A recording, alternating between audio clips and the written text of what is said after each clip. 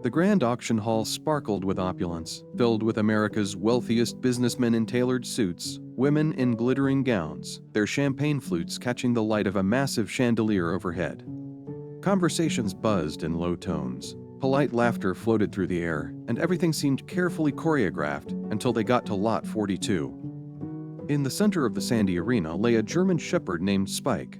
Once a respected 9 officer, he had been trained for high-risk police operations, sniffing out danger and saving lives. But now, after suffering a severe injury in the line of duty, he was cast aside, deemed no longer useful. Instead of a well-earned retirement, Spike was tossed into a charity auction, lined up between luxury cars and priceless antiques like a forgotten relic. The auctioneer's voice echoed as he introduced the dog, highlighting his intelligence, loyalty, and strength. Opening bid, $115,000, he announced confidently, but the room fell silent. Eyes shifted, eyebrows raised, and then came the whispers. A washed-up dog, broken and useless. No one lifted a paddle. The discomfort in the room grew as the auctioneer tried again, this time more urgent, almost pleading. "This dog has saved lives," he said, scanning the crowd. Still, no response. A few people smirked, others rolled their eyes, and a couple even chuckled under their breath. To them, Spike was just another item in a catalog, one not worth the price or attention. That was when a voice rang out from the back. 500, it said. Heads turned. Standing near the entrance was a young man in a worn-out denim jacket and boots caked with dust. He looked wildly out of place among the pearls and pocket squares.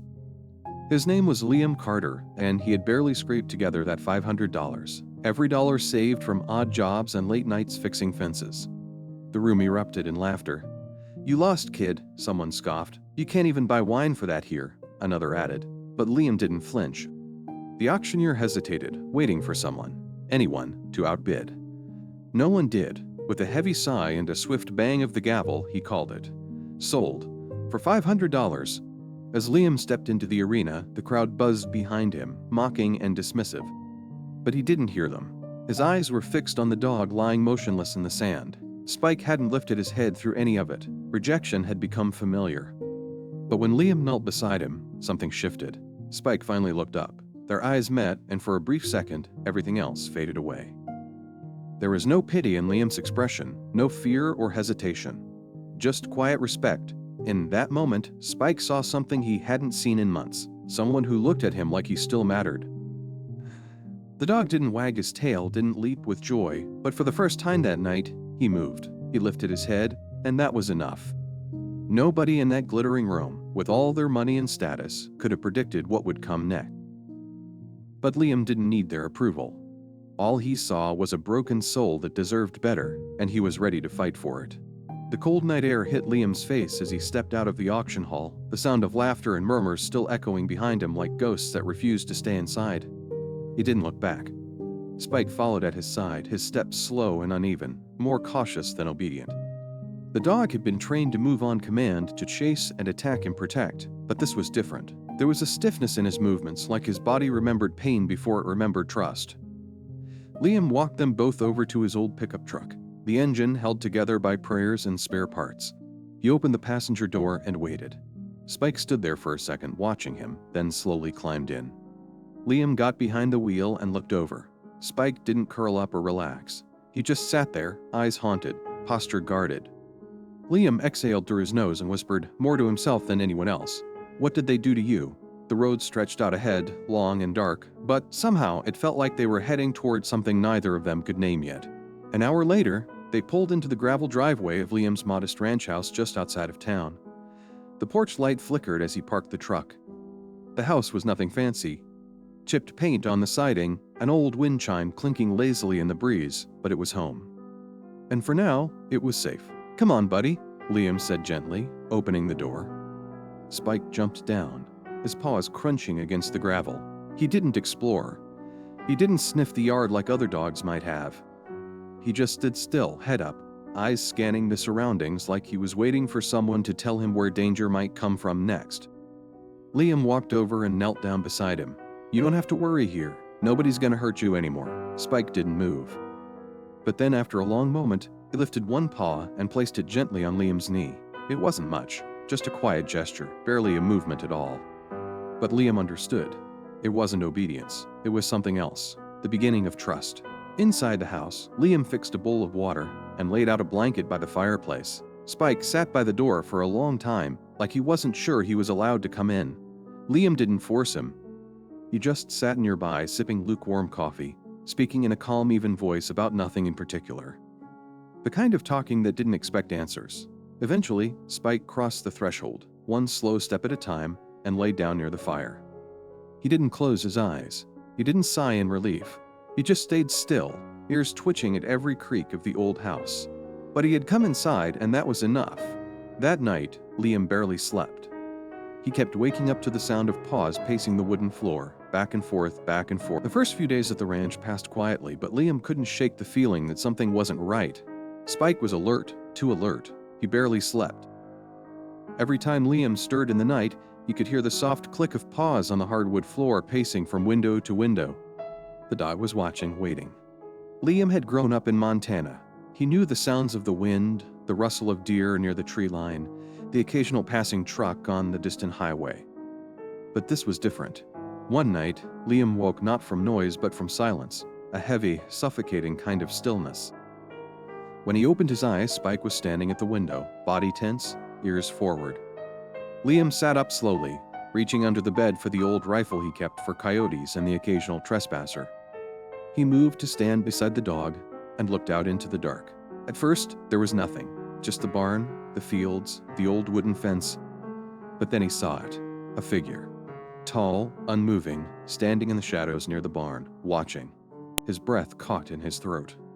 Instinct took over. He flicked on the porch light, but by the time he looked again, the figure was gone. Vanished into the night like smoke.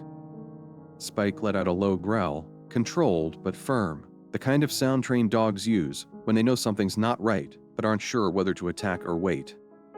Liam stepped onto the porch, rifle in hand, heart pounding in his chest. The cold bit into his skin, but he barely noticed. "Who's out there?" he shouted into the darkness, his voice steady but taut. No answer, just the wind, stirring the trees. Spike stood at his side, muscles coiled, nose twitching as he sniffed the air. Whatever, or whoever, had been there, they were gone now, but it didn't feel like it was over. Liam could tell from the way Spike didn't relax, didn't sit, didn't even blink. He knew that kind of stillness. It was the calm before something worse, something coming. Back inside, Liam locked every door and window, his fingers trembling just slightly as he turned each bolt. Spike lay down beside him on the couch, not sleeping, just watching. Liam stared at the wall, the weight of unease heavy on his chest. "Guess we've both got ghosts," he murmured, running a hand over Spike's head. The dog didn't react, but the warmth of his body against Liam's leg was grounding. That night, unable to shake what he'd seen, Liam pulled out Spike's auction papers. One name stood out, Sergeant Victor Reynolds, his former handler. Liam typed it into his laptop, expecting to find commendations, service records, maybe a photo or two. Instead, the first thing that came up made his stomach drop. An obituary? Victor Reynolds, killed in the line of duty. No suspect, no explanation, just a sentence and a date. Liam stared at the screen, pulse rising. Whatever had happened the night Reynolds died, Spike had been there, and now someone was watching them. This wasn't just about an old dog anymore. Something bigger was buried in the past, and Liam had a gut feeling they'd just scratched the surface. The attack came just after midnight. The house had been quiet, too quiet, the kind of silence that made your skin crawl. Liam had double-checked the locks, made sure the rifle was loaded, and tried to convince himself he was overreacting. But Spike wouldn't settle. He lay near the front door, ears twitching at every creak, his body tense like a stretched wire. Then came the sound, a faint crunch outside like boots on gravel. Spike bolted upright, a low growl vibrating deep in his chest. Liam jumped to his feet, grabbed the rifle, and moved toward the window. He spotted the movement right away, two shadows near the barn, creeping closer. His heart pounded in his chest. And then, crash. The porch light shattered, plunging the front of the house into darkness. Liam dropped to the floor as shards of glass sprayed inside. Spike barked, sharp and violent, all training now fully awake. Whoever was out there wasn't just watching anymore. They were coming in. The back door rattled. Someone was trying to force it open. Liam turned sharply, rifle aimed. Then, boom, The door burst inward, and a man charged in, dressed in black, face mask, gun drawn. Liam didn't think, didn't hesitate. He fired. The shot slammed into the intruder's shoulder, spinning him backward. But there was no time to check. Another one was already at the threshold. That's when Spike lunged. The dog moved like a blur, slamming into the second man before he could raise his weapon. A scream tore through the room as Spike's teeth found flesh. The man dropped, thrashing and howling, trying to shake the dog off. But Spike didn't let go. His training, his instincts, they were all muscle memory now. Liam aimed again, the first attacker now reaching for his pistol with a shaky hand. Another shot. The man dropped. Dead or dying, Liam didn't care. The second intruder managed to shove Spike off and stagger to his feet, blood dripping down his arm. But instead of fighting, he bolted, disappearing into the night. Spike barked after him, ready to chase, but Liam grabbed his collar. "Let him go," he said, his voice tight. "This isn't over." When the silence returned, it was heavier than before. Liam stood over the body of the man he had shot, the barrel of the rifle still warm in his hands. The man was still alive, barely. Liam crouched beside him. "Who sent you?" he demanded. The man coughed, blood staining his lips. He smiled, weak and twisted. "You think that dog's just some washed-up 9? He rasped. "You have no idea what he saw." Liam felt his stomach turn. "Who's they?" he pressed. The man's eyes flicked toward Spike, then back. They won't stop, until he's dead. Then he went still. Gone. Liam backed away, cold sweat running down his spine. Spike stood beside him, rigid and alert, staring at the dead man like he expected more to follow. Liam's heart thudded painfully in his chest. This wasn't just about a mistake during a police raid. Someone had killed Victor Reynolds. And now, they were coming for Spike and anyone trying to protect him. As the first headlights appeared at the end of the driveway, Liam's hands tightened around the rifle. Sheriff Grayson was here, and this time there would be no more pretending they were safe. The war that had started in a dark alley 2 years ago had just come crashing through Liam's front door. Sheriff Grayson didn't waste time. As soon as he stepped into the house and saw the body on the floor, his jaw tightened.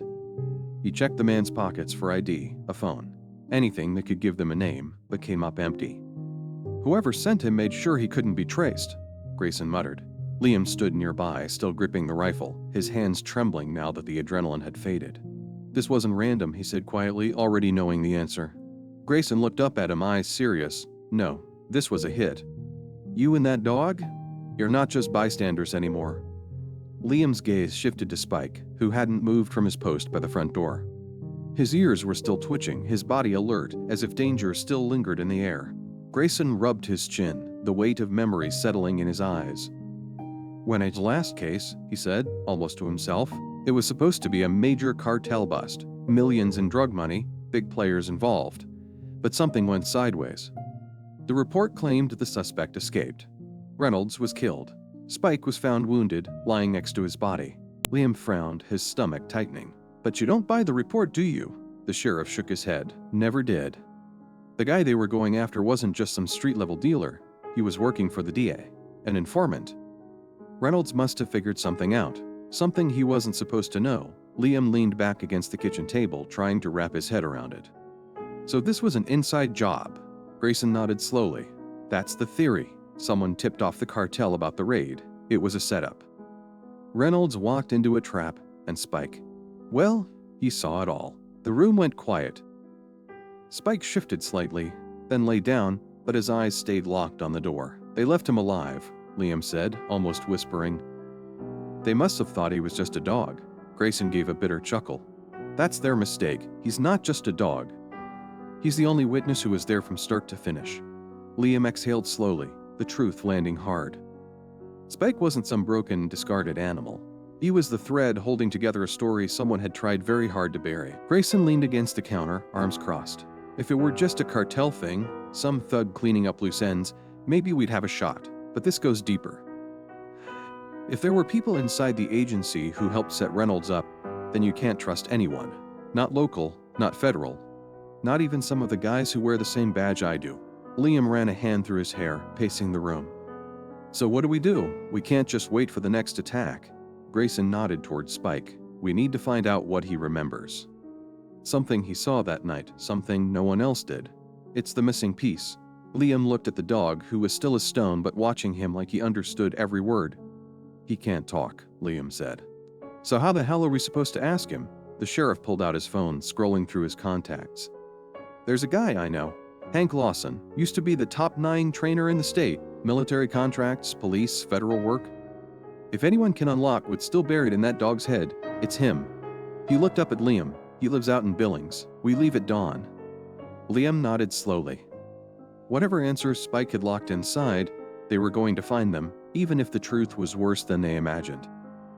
The road to Billings stretched long and empty, fading into the horizon beneath a sky streaked with morning light.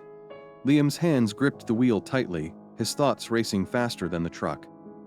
Spike lay in the back seat, head resting on his paws, but he wasn't sleeping. His ears twitched at every shift in the wind, every sound outside the truck. Even now, Liam could feel the tension rolling off the dog in waves, the instinct to stay alert, to be ready. Sheriff Grayson rode in the passenger seat, quiet, flipping through old files on his phone. Neither man said much. There wasn't much left to say. Every mile they drove brought them closer to the truth, and to people who were willing to kill to keep it buried. As the sun climbed higher, the truck turned off the main highway onto a narrow dirt road. The land grew quieter, more isolated.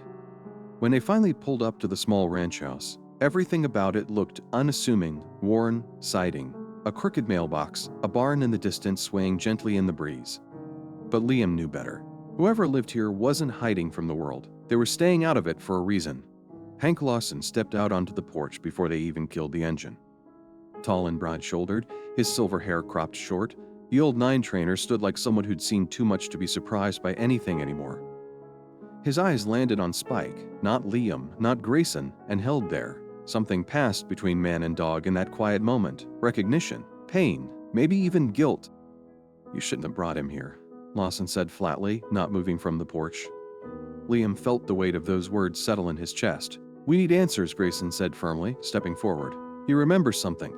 He saw something the night Reynolds died. Lawson hesitated, then gestured them inside. His home was cluttered but meticulous, a space built for isolation, not comfort. Files lined the walls, maps pinned to corkboards, photos, and reports stacked on every surface. After a long silence, Lawson finally spoke. I trained that dog myself. He was the best I ever worked with. The night Reynolds died, that raid was never supposed to succeed. It was a setup. Someone inside leaked the intel. Reynolds found out, but too late. Liam swallowed hard, his eyes drifting to Spike, who sat near the door, unmoving. And now they're coming after the only one left who knows the truth, Lawson added grimly. Because that dog, he didn't just survive, he remembers. The room fell quiet, and for a long moment no one spoke. Liam knelt beside Spike and placed a hand gently on his back. You saw it all, didn't you? He whispered. And you've been carrying it ever since. Spike didn't move, didn't need to. His presence said everything. He wasn't just a dog someone threw away. He was the survivor of something far more human: betrayal, corruption, violence, and his silence he held the kind of truth people were willing to kill for. As the sun filtered through the dusty windows, Liam looked around at the men in the room, each broken in their own way, each still standing. And in that moment, the story became something bigger than a conspiracy or a cover-up. It became a lesson. Because too often, we discard those we no longer find useful, whether it's a retired police dog or a person who's been through hell, assuming they've outlived their purpose.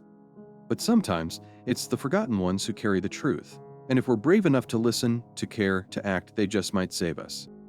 Spike wasn't broken. He was proof that loyalty survives betrayal, that courage comes in many forms. And that healing doesn't begin when the pain ends, it begins when someone finally says, "You still matter." The morning sun poured through the windows of Hank Lawson's quiet ranch house, casting long streaks of light across the worn hardwood floor. Spike lay silently near the wall, eyes half closed but still alert, while Liam sat at the kitchen table with a cup of untouched coffee cooling in his hand. Across from him, Hank leaned back in his chair, weathered hands steepled beneath his chin. If we're going to help him, Hank said, we need to go slow. Memory recall in dogs doesn't work like humans. It's about scent, sound, place, things that trigger what's buried. Liam nodded, though his jaw was tight. He wanted answers, and he wanted them now. But one look at Spike reminded him, this wasn't about forcing the truth. It was about helping a soul who had already endured too much. Hank stood and walked to a dusty cabinet, pulling out an old box. Inside were several items wrapped in cloth, scent samples, familiar toys from Spike's unit, even an old badge. "These belong to Reynolds," he said softly. "Let's see what he remembers." Out back, under the wide Montana sky, Hank laid out the items in the grass, spacing them apart carefully. Spike stood a few feet away, watching, ears twitching, body tense. Liam knelt beside him, resting a hand lightly on the dog's shoulder. "It's okay, buddy. Take your time." Slowly, cautiously, Spike moved forward. He sniffed the first object, a chewed-up ball, and moved on. But when he reached the badge, he froze. His nose lingered over the worn leather, his breathing changed, and suddenly his entire body stiffened. A low whimper escaped him. Then, just as suddenly, he turned sharply toward the woods beyond the barn, ears perked, stance alert. Liam followed his gaze, confused. "What is it?" he asked, standing. Spike began to growl, not loud but deep and controlled, the way trained dogs do when they sense a threat. Hank narrowed his eyes. He remembers something. That badge triggered it, and whatever it is, it's still with him. A breeze rolled through the field, but neither man moved. Spike had just crossed a threshold, and now, memories long buried were starting to rise. Later that afternoon, they sat around Hank's kitchen table once more, a map of the city laid out before them. "That location he focused on due north of here, it's not just woods," Hank said, pointing. "That's where the cartel stash house used to be. The one Reynolds was headed to that night." Liam traced the path with his finger. "You think Spike recognized the scent of that place?" Hank nodded. "Or something, or someone, from it? His memory's not gone. It's layered, like smoke trapped in fabric." Liam looked down at the dog now lying quietly beside his chair. "And if we take him back there?" Hank's voice was calm, steady. "It might unlock the rest, but it's risky. If those people are still operating near that site." He didn't need to finish the sentence. Liam already knew. If Spike remembered too much, and the wrong people found out, they wouldn't just be hunted. They'd become targets all over again. But for Liam, there was no turning back. Spike had been brave enough to survive the first time. Now, it was his turn to be brave for him.